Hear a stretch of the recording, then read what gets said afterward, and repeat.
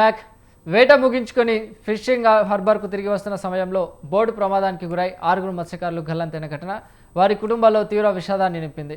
గల్లంతైన మత్స్యకారుల కోసం తీరం నుంచి సుమారు 10 నాటికల్ మైళ్ళ దూరంలో నేవీ, కోస్ట్ గార్డ్, మైరైన్ పోలీసులు, మత్స్యశాఖ అధికారులు సంయుక్తంగా గాలింపు చర్యలు కొనసాగిస్తున్నారు. చైనా నౌకలో రక్షించబడిన మత్స్యకారుడు కార్య చిన్నాను త్వరలోనే తీరానికి తీసుకొచ్చే ఏర్పాట్లు జరుగుతున్నాయని మత్స్యశాఖ జేడీ వర్ధన్ తెలిపారు. మరోవైపు తమ కుటుంబ సభ్యులను క్షేమంగా తీసుకురావాలని బాధిత కుటుంబాలు కన్నీరు మున్నీరవుతున్నారు. బాధితుల ఆవేదనపై మా ప్రతినిధి సూర్యప్రకాష్ ప్రత్యేక కథనం ఇప్పుడు చూద్దాం.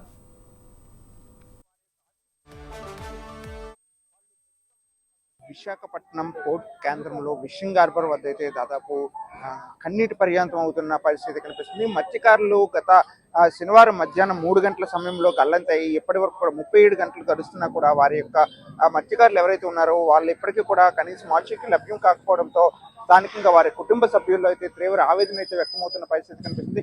ఏదైతే మనం విజువల్స్ లో అయితే క్లియర్ గా చూస్తున్నామో మనం దాదాపు చూడొచ్చు, ఈ 37 గంటలు గడుస్తున్నా కూడా వారి యొక్క ఆచూకీ ఎక్కడుందనే విషయం తెలియక వాళ్ళు ప్రస్తుతం ఫిషింగ్ హార్బర్ బయట అలానే పోర్ట్ ఏదైతే ఉంటుందో ఆ కంటైనర్ టెర్మినల్ వద్ద అయితే వీళ్ళు ఆందోళన చేస్తున్నారు. వారి యొక్క ఆవేదన అయితే తెలియజేస్తున్న పరిస్థితి కనిపిస్తుంది. ప్రధానంగా ఎప్పటి నుండి కూడా వాళ్ళని వెతకడానికి అని చెప్పేసి రెస్క్యూ టీంలను ఏర్పాటు చేయాలని చెప్పేసి ప్రభుత్వం కూడా ముందుకెళ్లే ప్రయత్నం అయితే చేసింది.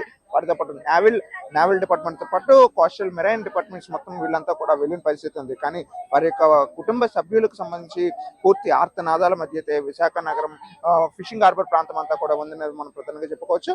ఏదైతే ఈ యొక్క ఆర్తనాదాల నడుమ విశాఖ కేంద్రం కావచ్చు, అలానే ఏదైతే ఫిషింగ్ హార్బర్ ప్రాంతం ఉందో ఈ ప్రాంతం అంతా కూడా ఆర్తనాదాల మధ్య అయితే నడుస్తుందని చెప్పుకోవచ్చు.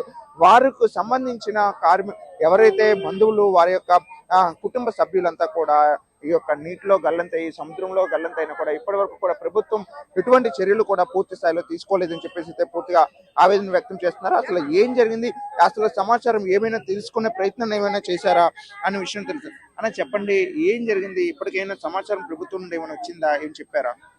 చాలా ఛానల్ ఇదే ముక్క కథని చెప్తున్నాం, రాలేదని వచ్చి చెప్తున్నారు తప్ప అది ఏంటనేది నిజం అబద్ధం అనేది మాకు తెలియట్లేదు అన్న. ఇలాగే చాలా మంది కూడా ఇలాగే సేమ్ ఇదే టాపిక్ చేస్తున్నారు, ఎదుగుతున్నారు చేస్తున్నారు అంటున్నారు తప్ప దానికి మించి ఇంకేం తెలియట్లేదు. అది అలానే మినిస్టర్ సైతం కూడా తెలియజేస్తున్నారు ఇప్పటికి ఆచూకీ దొరికింది, పూరి ప్రాంతంలో ఉన్నారని అన్నారు. అది నిజం అంటారా అబద్ధం అంటారా? అది వేరే సిచ్యువేషన్, ఇది వేరే సిచ్యువేషన్ అన్న. ఇది విశాఖపట్నంలో జరిగింది అన్న.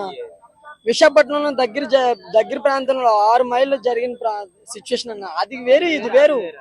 వాళ్ళు మనుషులు ఉన్నారు, వీళ్ళు మనుషులు కనిపించట్లేదు అన్న. ఈ సముద్రంలోని విషయం జరిగింది తెలిసిన ప్రతి క్షణం వితిన్ సెకండ్స్ లోనే వెళ్ళాలన్నా.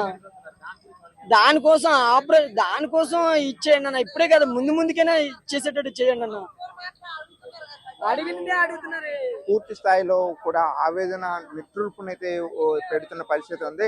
ఏదైతే ఈ యొక్క ఛానల్స్ సైతం కూడా పూర్తిగా వాళ్ళ పైన వచ్చి ఇబ్బంది గురి చేసే విధంగా కూడా ఉందని చెప్పేసి వాళ్ళు ప్రధానంగా తెలియజేస్తున్న పరిస్థితి కనిపిస్తుంది. ప్రస్తుతం పోర్ట్ ఏదైతే పోర్టుతో పాటు అలాగే ఫిషింగ్ హార్బర్ ప్రాంతం ఏదైతే ఉంది, ఈ హార్బర్ ప్రాంతంలో అయితే వాళ్ళు నిరసన కార్యక్రమం కావచ్చు, అలానే ఆవేదన ప్రధానంగా దీన్ని ఒక ఆవేదనగా అయితే చెప్పొచ్చు. వారు అక్కడికి వెళ్ళిన తర్వాత వాళ్ళు ఇంకా ఇంతవరకు కూడా రాకపోవడం, 6గురికి సంబంధించి వాళ్ళు ఎవరు కూడా రాకపోవడంతో వాళ్ళంతా ఆవేదన చెందుతున్నారు. ఎప్పటికైనా ప్రభుత్వం వాళ్ళపైన ఏ విధంగా అయితే తొందరగా తీసుకొచ్చే ప్రయత్నం కానీ అసలు ఎక్కడున్నారో వారి యొక్క గమ్యం ఏముందో విషయాన్ని అయితే తెలుసుకునే ప్రయత్నం అయితే ప్రధానంగా చేయాలని చెప్తున్నారు. దానికి సంబంధించి మత్స్యకార సంఘ నాయకులు అయితే మనతో పాటు ఉన్నారు.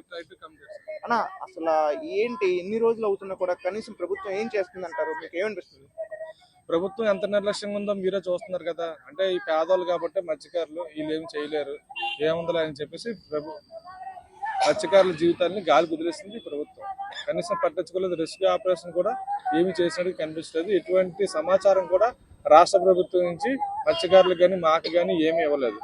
కేవలం ఈ రోజు ఉదయం కూడా మొత్తం మత్స్యకార మహిళలందరినీ కూడా, బాధిత కుటుంబాలందరినీ కూడా ఆ యూనియన్ ఆఫీసర్ని బంధించేసి పోలీస్ సెక్యూరిటీ పెట్టేసి విషయం బయటకు రాకుండా వీళ్ళు అంతా కట్టడి చేశారు. అంటే ప్రభుత్వం వైఫల్యం చెందింది.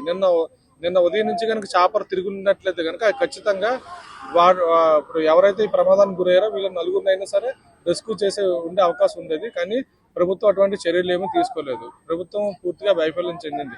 11 గంటలకి హోమ్ మినిస్టర్ గారు నిన్న స్టేట్మెంట్ ఇచ్చారు, 11 గంటలకు చాపర్ బయలుదేరిందని. అప్పటికి జరగాల్సినటువంటి నష్టం జరిగిపోయింది.